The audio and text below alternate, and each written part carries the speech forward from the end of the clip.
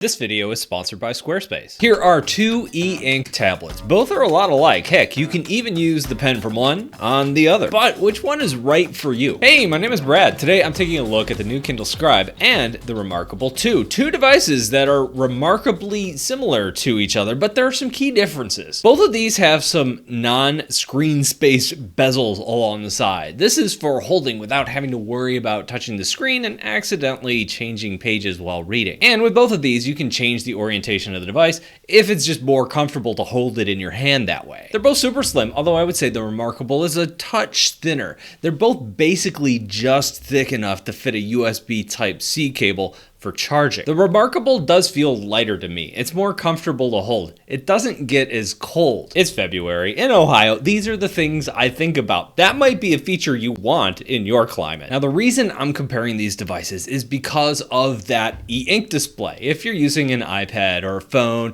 this is going to feel, I would say, like a step backwards. It is not a color screen, but the biggest change, I think, for most people coming from a phone is just that refresh rate. This is one of the key features here, but it just doesn't feel as snappy and as responsive as using any other tablet or phone. But the trade-off is you might be getting something that's far more valuable to you. Crazy good battery life. I own a lot of devices that I've tested out, and with any of them, if you leave them lying around for a few days or a week, they're dead until you charge them. Not with these. You can leave them laying around for weeks and they still boot up like it's nothing. And because of that, these are both absolute champs for reading. E-ink displays are not only easy on the eyes, but you could throw a bunch of books on them, go on vacation without ever having to worry about charging them while you're gone. Now, the Kindle Scribe has a backlight. This is something that's not present in the ReMarkable. If you want to read in the dark, this is a really nice feature. The rest of the time, it's not really a huge deal. Another benefit of e-ink displays is that they're really easy to read in the sun, unlike a tablet or a phone. But because that backlight is on the Kindle, it can be a really big battery drain. Instead of your battery lasting for weeks,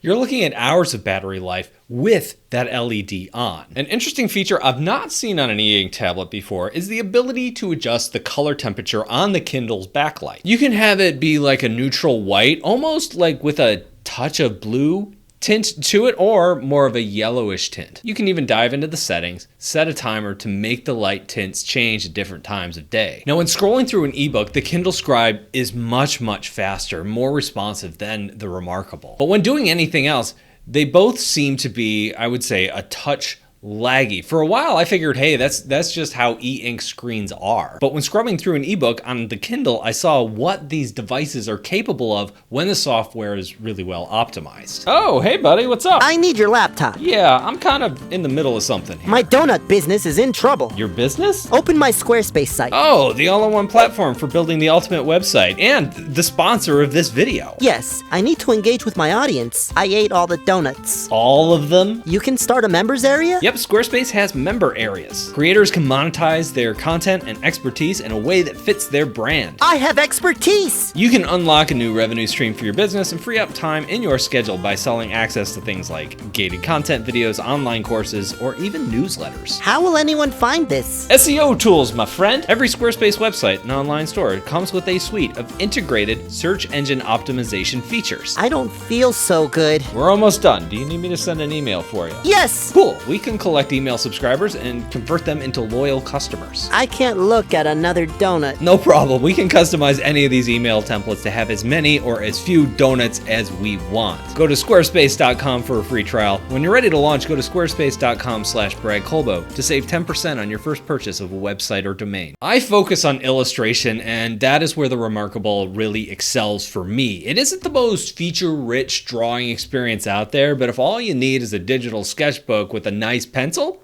it's fine. That pencil tool, it feels so good. I'm not sure exactly how they did it. Part of it is the texture on the screen. Part of it is how the software works. But whatever they did, drawing with a pencil is crazy impressive. That realistic pencil feel is something that no iPad or Wacom tablet has ever really come close to reproducing. I remember the day I got it, I unboxed it and started writing some stuff on it. It was like, holy cow. And so I ran downstairs to show my wife. And she was impressed too. And she thinks my digital pen obsession is kind of dumb. Now, the Kindle doesn't feel bad to draw on, but next to the ReMarkable, it's just okay. Part of that are the drawing tools. The funny thing is, these styluses, they're identical. You could take the stylus from the Kindle and draw on the ReMarkable, and those stylus from the ReMarkable and draw on the Kindle. So everything that's happening here comes down to the texture of the screen and how responsive the software is to the pen, because there is no hardware difference. What about the apps you're drawing in, Kindle or ReMarkable? I would say ReMarkable all the way. The Kindle is fine for writing and taking notes, but I would not recommend it for drawing. The app here is just lacking some key features. The eraser isn't precise, and that's just a killer for making art. Also, as far as drawing tools available to you, there's really only a pen. You can change its width, but that's about it. The ReMarkable, on the other hand, has a handful of features that are super common in most drawing apps that the Kindle just doesn't have yet.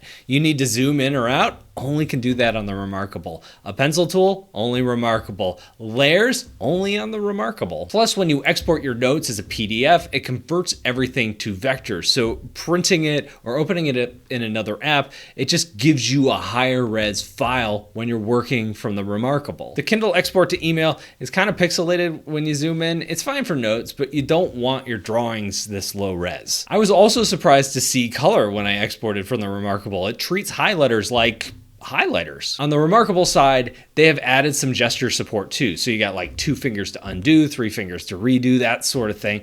It's just really handy. These are things that the ReMarkable has been slowly sneaking into their software over the last year or two. In fact, they've even added handwriting recognition to your notes. I have seen some comments on my Kindle review that said Amazon is going to really make this software shine. You just got to give them time. And I've seen other comments saying Amazon's really bad with software support on older Kindles. So I'm not sure what the case is. One of the rules you learn when you're reviewing hardware here, like rule number 1, never grade on future promises. You have no idea when those will be fulfilled or when those features are coming. So they're not here now. I wouldn't count on them being there in the future. Let's talk about importing a book. If you want to get your books onto your Kindle, it is super easy. This is assuming you've purchased everything on Amazon. It's just a matter of logging into your Amazon account, pulling up those books from your library. Buying new books on your Kindle is pretty much the same way. And this is what Amazon does. This is their superpower. If you want to get anything on your Kindle that isn't available on Amazon, like a PDF or something like that, you can use the Kindle web app to do that pretty seamlessly too. I was even surprised to see that my audiobooks from Audible could be downloaded on the Kindle, with one caveat. The Scribe doesn't have any speakers,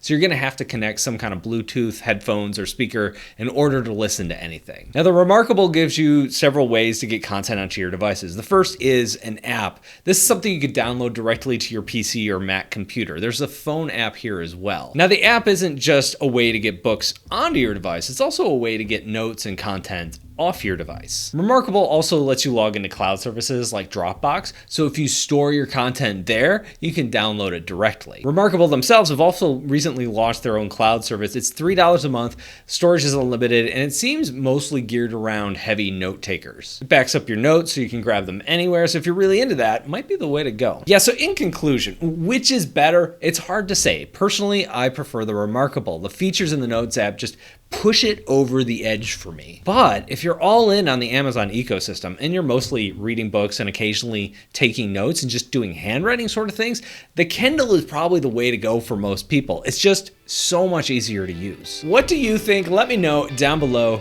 in the comments. Thank you all for watching, and I'll talk to you in a couple of days.